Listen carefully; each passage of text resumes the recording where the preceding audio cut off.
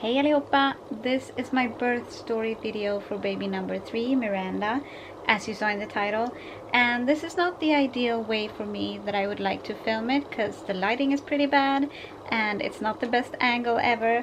But I really need to feed my baby right now, and I also really want to film this video, so this is how we're gonna do it. And I'm gonna try and not be too long-winded and rambly, but as always we will see how I do with that. But yeah, let's get into it.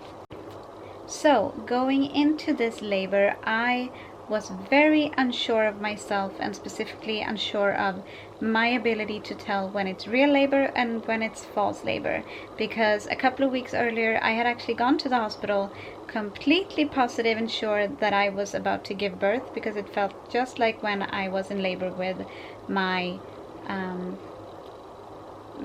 my middle child, Theodore, but once we got to the hospital that time, the contractions completely stopped, so obviously they were false contractions.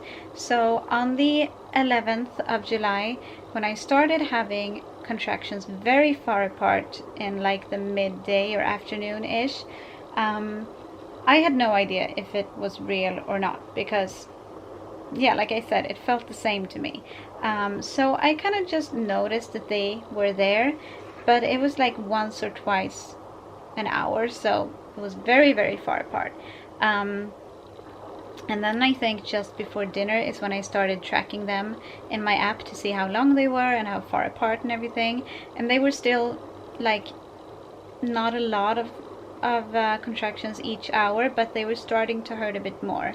And so after dinner I took some, you know, like normal over-the-counter painkillers, because that's what I've been told, that if it's false labor, painkillers or a hot shower can make them go away, and if it's not false labor, then those aren't going to help.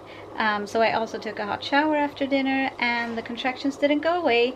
They just pretty much stayed the same, just slowly progressing to becoming a bit more painful and more close together. But they were very unevenly spaced out, I guess you could say.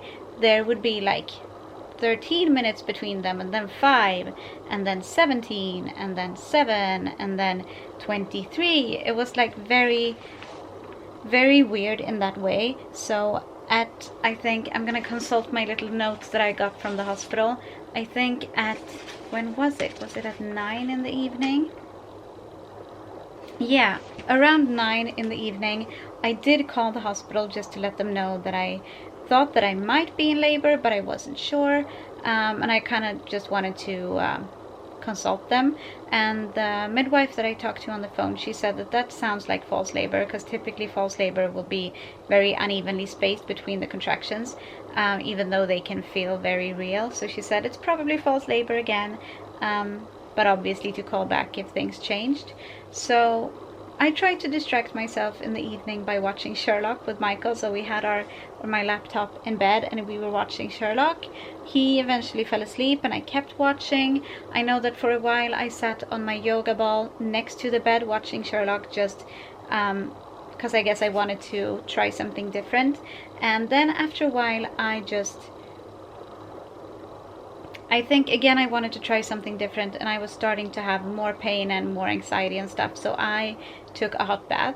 And for the entire like 2-hour bath that I took, I was listening to YouTube videos on my phone, and every time I had a contraction I would like exit the YouTube app and go in and track the contractions, and they were definitely like coming more closely together, even though they were still very uneven, like in the duration between them, and they were starting to get more and more painful. And I remember thinking when I went into the bath that the contractions were still just as painful, because they sometimes say that a hot bath can ease the pain, but that the pain in my back, I think, yeah, the back pain that I had, especially between the contractions, kind of like lessened with the hot water.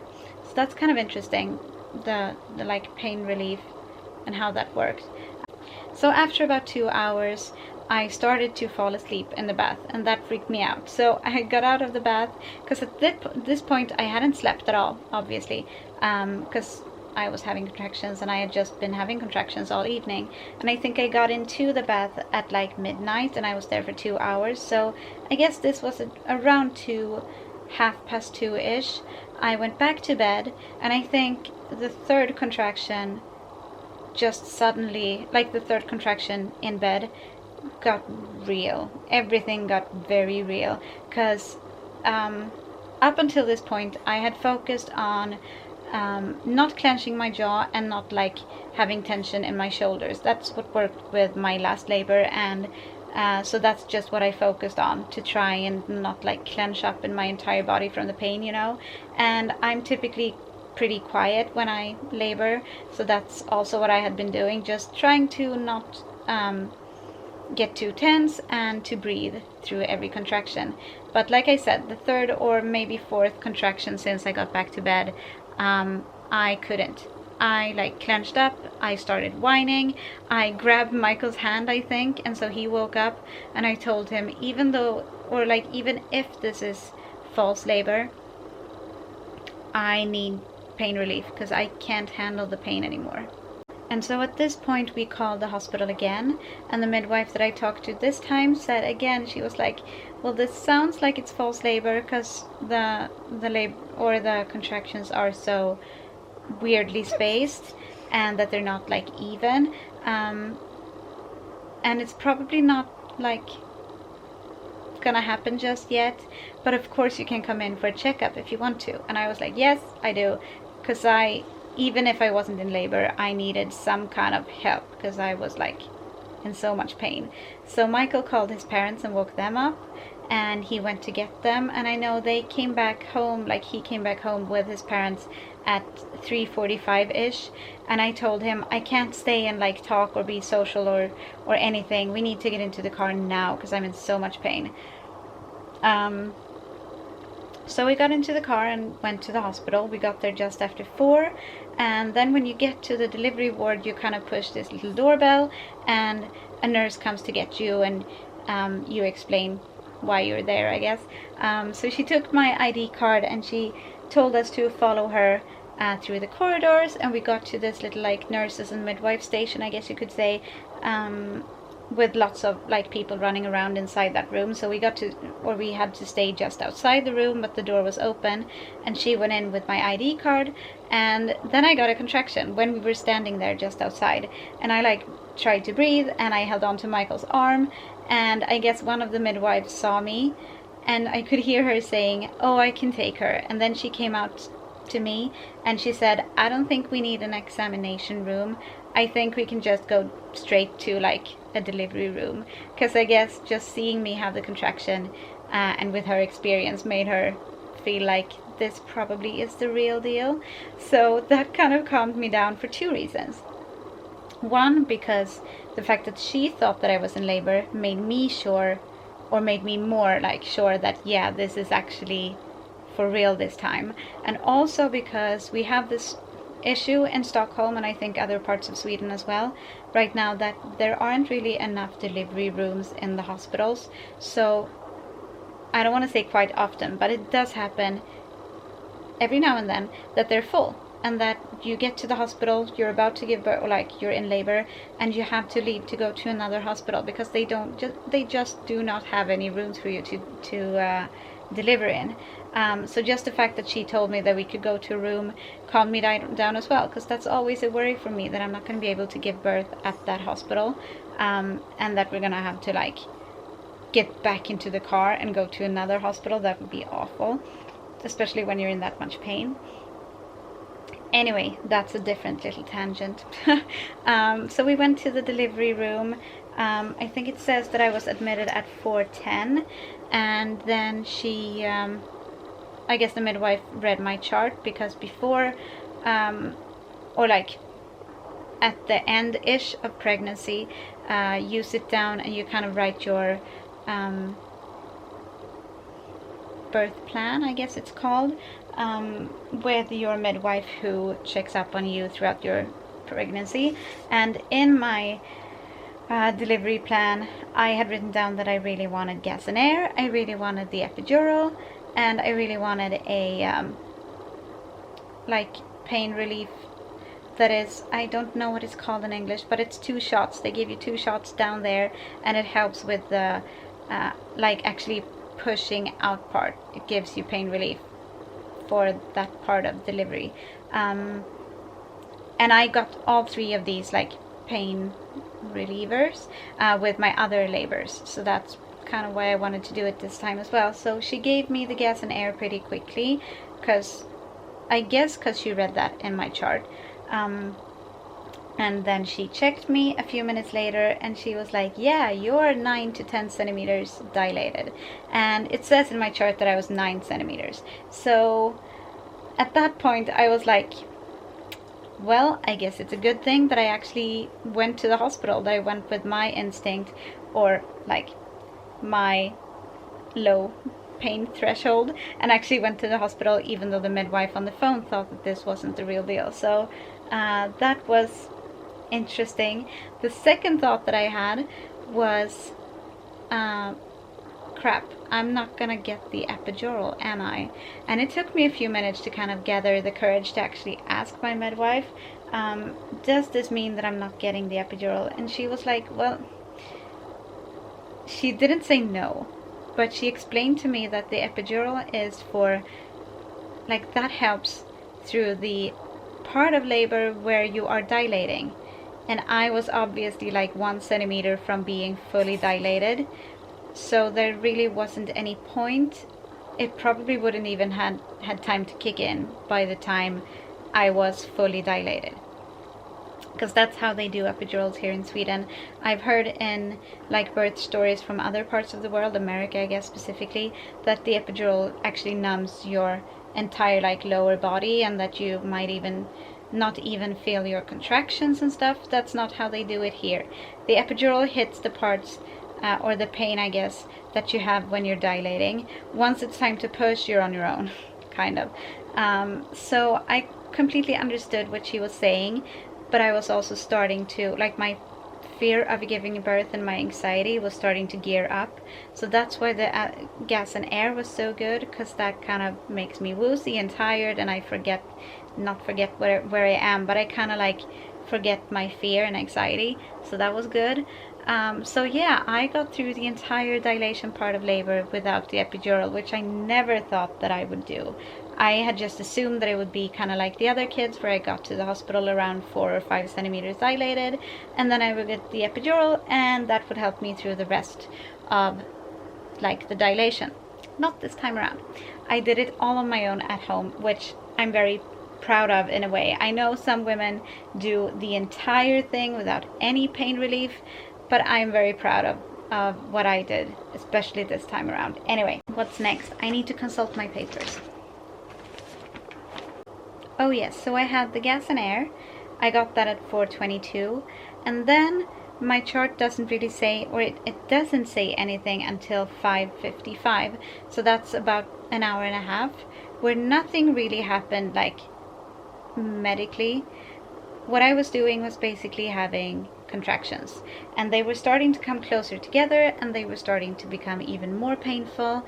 And I guess this was just the very, very last part of the dilation process, and I was taking the gas and air probably a bit more than I should have, definitely more than they recommend, because at least for me, they've told me to kind of breathe in the gas and air until the contraction is at its worst, at its peak, and then at the peak, that's where you stop breathing in the gas and air, because it stays in your system for a bit.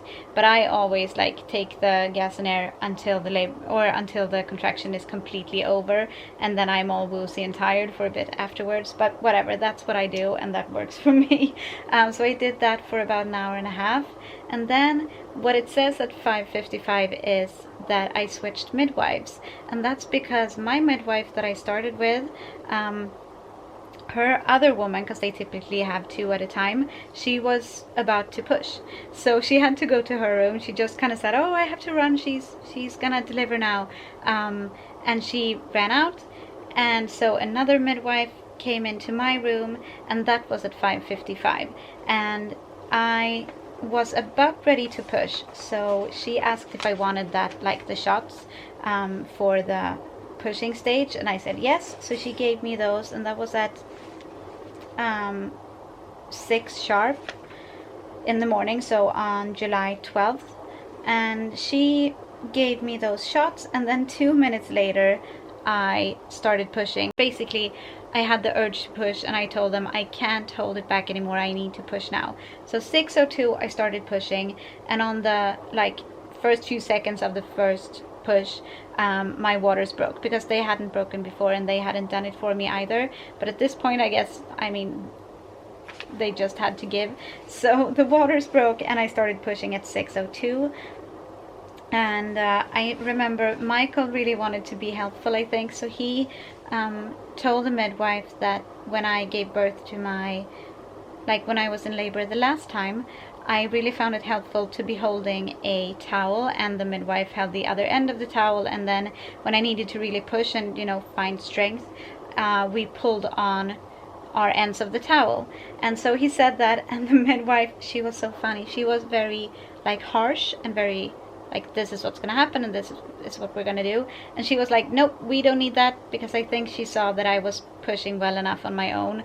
And I think she said something about, we kind of just need this to go as slowly as possible so I wouldn't tear, or tear more than necessarily, I guess. So his suggestion was just shot down immediately, which I think is kind of funny and kind of sad for him as well. But yeah, I was pushing, and the midwife tried to take the gas and air from me. And this is something that I had written down in my delivery, what did I call it? Plan? Whatever. The thing that I had written down beforehand was that I want the gas and air for the entire delivery, if that's at all possible, because of my previous labors, and you can go back and watch those videos if you want to. And she, because she came in so quickly when the other midwife had to go deliver another woman's baby, she didn't have time to read my chart. And she actually called me a few days later and apologized for trying to take the gas and air, because she didn't know that I really wanted it. But I was not having that, so I was like, I need it. That's what I said when she tried to tell me to hand it over, I guess. I was like, I need it. And I think she wanted to take it because she noticed that I was focusing on the gas and air too much rather than focusing on pushing. And that's probably true, but I just needed it for my anxiety. And then just, let's see, 6 minutes after I started pushing, so 6:08 is when this sweet little girl was born. Her head came out first, because she was head down. And then when her body came out, this very like harsh, I say that like this because she wasn't like a bad midwife at all. I think she was awesome, but she was very like determined, or just, she knew what was going on and she told us what was going to happen. So when Myranda came out, when her body came out, she just told me, oh, now you're going to reach down with your hands and grab her and, yeah, grab your baby. And that's something that I haven't done before, and I haven't even ever thought about doing that. But because she was telling me and she was so firm, I just took my hands down there and I grabbed her like under her arms or her armpits, and I pulled her up and put her on me.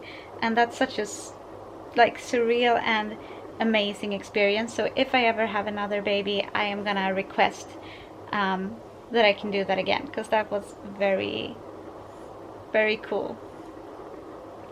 So yeah, that was Myranda born. Then they checked me. I didn't have any tearing. The afterbirth came out obviously, and that was fine too. I didn't bleed too much. I really had no complications. Everything was, it was such a like perfect and very smooth delivery, which I am so grateful for. I remember being super focused on the pain down there. I couldn't focus on Myranda, and I was so upset about that I couldn't stop focusing my entire like consciousness on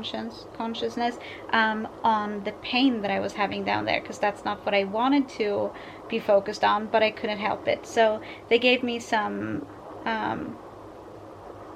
pain management, I think a shot or something down there, and then was pretty much done. Myranda nursed for a while. She had a huge blowout all over the bed and all over me.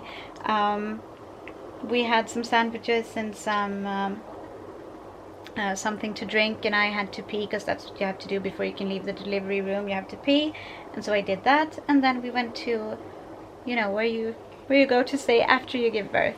And then after that, lots of stuff happened with Myranda. Like I said, for me, the delivery and labor and birth and everything was pretty, like, perfect almost. But Myranda had some complications, which I'm not going to get into in this video because I've already been filming for 22 minutes. I've probably missed lots of things and like small details that I would like to talk about, but yeah, this is what it is. And if you have any questions, like if I left anything out or if anything that I said was weird or you want me to elaborate, just put them in the comments below. I'm hoping that comments are enabled. And if you would like a video like more in depth of what happened with Myranda afterwards and all her, like the NICU stay and everything, let me know that too, because I vlogged throughout those days, but I didn't like go very in depth of what was going on, and I think I didn't really understand myself either. I think I could do a better job in hindsight, so if that's something that you would be interested in seeing, let me know. So that is my labor and delivery with my third baby, my first daughter, my biggest child. She's smiling in her sleep now. Yeah. It was probably my best labor and delivery of all the kids, I would say, just because I had like 0 complications. I didn't even get the epidural. It was just awesome. And just as I was filming the outro, the camera died. Okay, let's try this again. Please like the video if you liked it, and subscribe if you want to see more of our family videos, and we will see you on Friday. And thank you for watching today. Hej då!